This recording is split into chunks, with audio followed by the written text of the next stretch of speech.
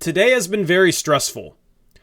Damian Lillard met with the Portland Trail Blazers front office for the first time since the NBA draft, where GM Joe Cronin elected to draft Scoot Henderson with the 3rd overall pick. This is not the route that Damian Lillard wanted to go. He made that very clear in the months leading up to the NBA draft. And there was a lot of stress today that we'd finally get the report that Damian Lillard has requested a trade out of Portland. Basically, I was scrolling Twitter all day, constantly refreshing, just looking for a glimmer of hope that Damian Lillard might be able to be convinced to come back to the Portland Trail Blazers next season.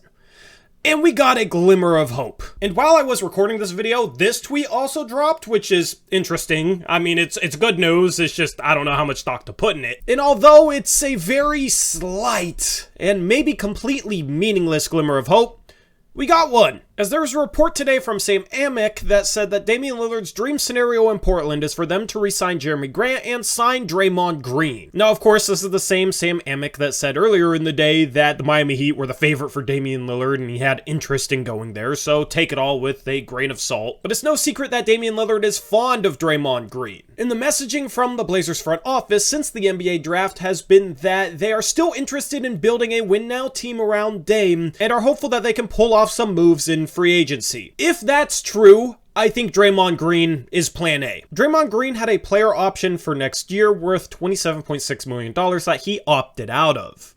Reportedly, Green and the Warriors had constructive talks on what a deal would look like if Green was to enter free agency this year, and that probably played a part in Green opting out. So now Draymond's a free agent, and despite those potentially constructive talks, there has been whispers that Draymond is willing to listen to other teams. I expect Portland to be one of those teams, as it's been no secret that Draymond Green and Damian Lillard are fond of each other. And if the Blazers were willing to make a play for Draymond Green, it would probably have to be through a sign and trade. The Blazers will have at most $12.2 million to offer a free agent this offseason, which is the full mid-level exception. The Blazers don't have a way to sign Draymond Green outright with cap space. They can't keep Jeremy Grant on the roster in that situation. Eric Brandt had an offseason preview that detailed that the most cap space the Blazers could have if they renounced everybody and traded all their picks was approximately $20 million. It's just not feasible for the Blazers to sign Draymond Green outright. So in order to offer him more than $12.2 million, the Blazers would have to sign and trade for him. And this creates a lot of potential complications regarding this scenario. First, the Blazers would have to get Draymond Green to be open and willing to come to Portland on whatever deal they were offering him. I think Portland would have to overpay in such a scenario. I think we're talking about a contract starting at maybe $40 million. The question in this scenario is, are the Golden State Warriors willing to offer Draymond Green whatever it takes to keep him? Are they willing to offer him $40 million a year? Are they willing to offer him a max, which is even higher than that? The Golden State Warriors have an extremely high payroll, and with a new CBA putting in place a super tax that penalizes teams like the Golden State Warriors if their salary remains extremely high, I think Portland might be able to swoop in and give Draymond a contract that the Warriors aren't willing to give him themselves. Although this is the Golden State Warriors with their brand new flashy arena, and money has never really been a problem for them. So I could absolutely see the Golden State Warriors doing what it would take in order to sign Draymond Green, even if that was paying him $40 million a year.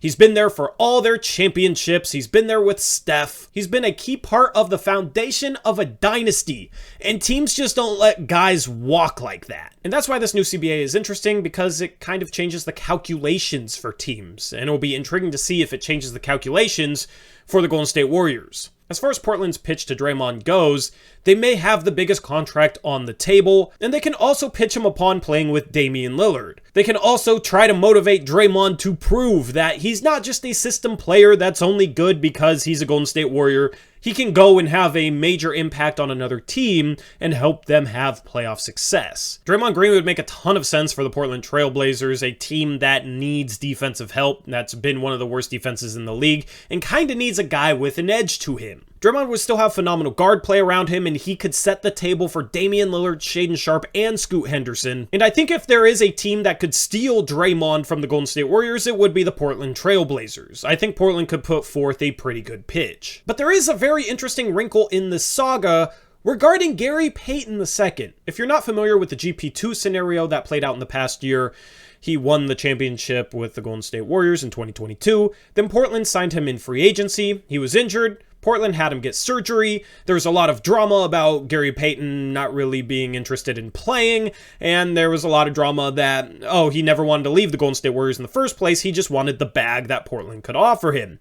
So Portland, at the trade deadline, elected to trade Gary Payton II back to Golden State, who then said that Portland lied to them about GP2's medicals, filed a grievance with the league that was then later dropped. There's a lot of drama surrounding the allegation that Portland forced Tortorella shots on GP2, which was later debunked. But this created a rift between the Warriors and the Blazers, it seemed. Now, that was when Bob Myers was the GM of the Golden State Warriors. He has now stepped down, and that is now Mike Dunleavy Jr. But it's an interesting wrinkle because there may be the chance that these two teams just don't want to do business with each other, that Golden State doesn't want to help Portland potentially keep Dame and land Draymond. But maybe the biggest grievance with the Blazers organization was Bob Myers, who is now gone, and maybe Mike Dunleavy and ownership doesn't have a problem with Portland. It's really hard to say because the GP2 situation was super confusing. But that may be an obstacle to overcome. Even if there is a rift, maybe both teams elect to do what they find in their best interest, and that's what I'm going to explain next. For the Portland organization and our fan base,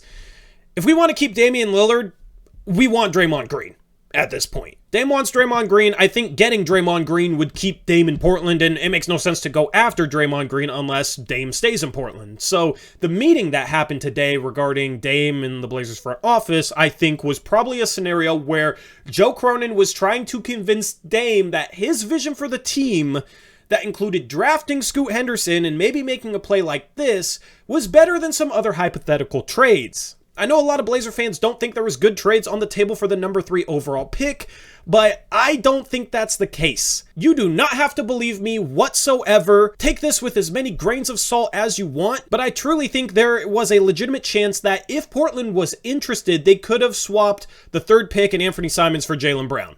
There's multiple people that reported that, including our own Eric Brandt, but other platforms covering the Blazers that were credentialed media members. Boston ended up trading out a guard. They initially tried to trade out Malcolm Brogdon for Porzingis, and then they ended up trading Marcus Smart out. And the big problem with Boston is they haven't had a true ball-handling guard that can lead the charge next to Tatum. And Scoot Henderson being a phenomenal point guard prospect would have made sense with Tatum still being young enough for a younger timeline, and I think there's a chance that Portland could have gotten Jaylen Brown. I think instead Portland went after guys that they knew weren't available, including Bam Adebayo and Zion Williamson, to give people the impression that they tried to trade the 3rd overall pick for win now help, and there was nothing on the table for them. Again, I'm not saying this is for sure the case. I don't 100% believe this, but I think this is the most likely scenario given what I've heard and given the way things have added up over the past month. In such a scenario, it would make sense why Damian Lillard is pissed off and annoyed with the Blazers organization. And that's what I think today's meeting was Joe Cronin trying to convince Dame that having Scoot Henderson and potentially a Draymond Green was better than having Jaylen Brown. Now, I don't know if there's any other targets via sign and trade that the Blazers might be after. Chris Middleton's also a free agent for what it's worth. But if Dame is willing to give the Blazers time to try and pull off a move, it is probably because they're pitching him on this. So what could a potential Draymond Green sign and trade look like? Well, on Golden State's end, I think they would want to not take back much salary at all because they would want to duck the super tax, and then they would also want assets back to hopefully fill the void that Draymond Green would leave. In the scenario, the Blazers would definitely be giving up Anthony Simons, but he doesn't make much sense for the Golden State Warriors, who have Steph Curry, Klay Thompson, and Chris Paul now. So a Draymond Green sign and trade would involve Anthony Simons being traded to a 3rd team, along with Nasir Little and Kevin Knox. That's $33 million of outgoing salary. The Blazers could sign Draymond for about $41-42 million. Now, it gets tricky to keep Matisse Thybulle in such a scenario and stay out of the tax, but the Blazers could re-sign Matisse Thybulle for about $6 million a year, re-sign Jeremy Grant for 5 years, $150 million, and sign Draymond Green to a starting salary of $40 million, and they could stay under the hard cap that would be imposed because the Blazers are signing and trading for Draymond. They'd be in the tax in such a scenario, but it's also possible for Portland to do such a trade and duck the tax if they don't re-sign Matisse Thybulle, or if they're able to sign Draymond Green to a lesser contract around $35 million. I had a Twitter thread on my Twitter profile. You can follow me by clicking the link in the description box below. I had a mini thread detailing this. So with Anthony Simons going to a 3rd team and wanting to give the Golden State Warriors savings, the best destination for Simons is a young team, as Simons is barely 24 years old, a team that needs a guard, especially one that can shoot the three ball, and a team that has cap space that they could absorb Simons' contract into without having to send salary out in order to match it, because that salary would have to go to the Golden State Warriors. There are two very good destinations for Anthony Simons in my opinion. The best one is the Orlando Magic. Now, the Magic have a non-guaranteed contract for Jonathan Isaac that they can waive and stretch in order to clear some cap space for this type of deal, and this trade works if they do that. Anthony Simons, Nasir Little, and Kevin Knox go to the Magic. Both Anthony Simons and Nasir Little are from the area, so it would be a bit of a homecoming for them. And then the Magic trade Bol, who's only making $2 million next year, but could play a role for the Warriors. He broke out for the Magic last year and is the type of long, lanky, skilled big man that I think the Warriors would make good use out of in their system. And then they also trade a 2025 first-round pick via the Denver Nuggets. It'd be interesting to see if the Warriors would start Bol in Draymond Green's place, but such a deal like this leaves the Warriors with a little bit of flexibility to maybe use a taxpayer mid-level exception in order to try and get a starting power forward caliber player. They could also elect to finally start Jonathan Kuminga, who I think has enough size to play the power forward spot and was better last season than I think he gets credit for. And the Warriors getting a pick out of this would be another asset that they could try and move. If Draymond Green said he wanted to go elsewhere because the contract offers were so good, then the Warriors getting back a package like this would make a lot of sense compared to losing Draymond Green for nothing. They save money, they get a player who would play for them in the front court, and they get a first-round pick. As far as the Magic go, I think this would be a steal for them. I think Anthony Simons makes a ton of sense in Orlando as they have Paolo Banchero, Franz Wagner, and Anthony Black, all of whom are playmaking forward type of prospects. Anthony Black can play three positions, point guard, shooting guard, small forward. Both Banchero and Black have question marks with their shots. The Magic tried to improve their shooting with the 11th overall pick when they drafted Jet Howard out of the University of Michigan. But Anthony Simons is the type of guard that makes a ton of sense for Orlando as somebody that can handle the ball and create off the dribble, be a bit of a lead guard, a better lead guard with the ball in his hands than anybody else on that roster in my opinion, but also is really good playing off the ball because he's a lights out three-point shooter and could really space the floor for Banchero, Wagner, and Anthony Black. I think Simons would make a ton of sense in Orlando, and I think it'd be cool to send Simons back to basically his hometown. Now, this second trade, I don't think Orlando would be as keen on, but I think the Warriors would love it, and that involves Wendell Carter Jr. going to the Warriors instead of Bol in that first-round pick. All the same logic applies for the Magic, but Wendell Carter Jr. would come in and be the starting center for the Warriors right away. He can pass the ball a little bit, solid positional defender, pretty skilled, and I think he would be phenomenal in Golden State. I think Golden State would for sure do this trade if Wendell Carter Jr. was on the table making only $13 million over the next 3 years. I think that's a bargain contract, and I think that the money the Warriors would save on such a deal compared to re-signing Draymond Green for this amount would make a ton of sense. The other team that makes sense for Anthony Simons to help get this deal done is the San Antonio Spurs, who of course have Victor Wembanyama now. They have some quality forwards, including Jeremy Sohan, Devin Vassell, and Keldon Johnson. It's rumored that Zach Collins is going to start next to Wembanyama in the front court, so the Spurs can't start all three of Sohan, Vassell, and Johnson. That's because none of those guys can play the point guard spot, and I think the Spurs could be in the market for a long-term starting point guard. I think they'll keep Trey Jones, and with Anthony Simons being able to play either guard spot, I think the Spurs would still have minutes for Trey Jones, but I could see the Spurs going after Anthony Simons, and the Spurs have the cap space to do so. The first trade I have for Anthony Simons is simple.